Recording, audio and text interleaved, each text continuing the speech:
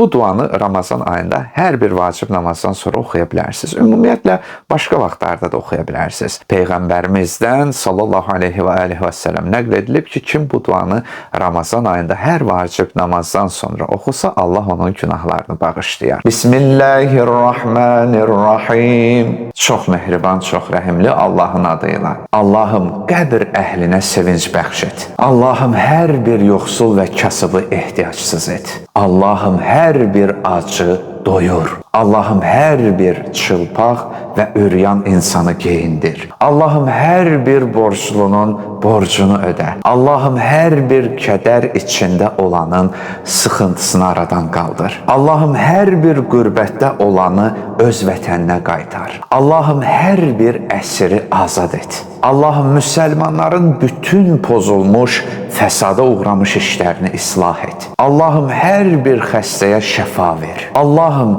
bizim ehtiyacımızı öz zənginliyinlə aradan qaldır. Allahım, pis halımızı öz gözəl halınla dəyiş. Allahım, borclarımızı ödəyib bizi yoxsulluqdan qurtar. Həqiqətən də sən hər şeyə qadirsən.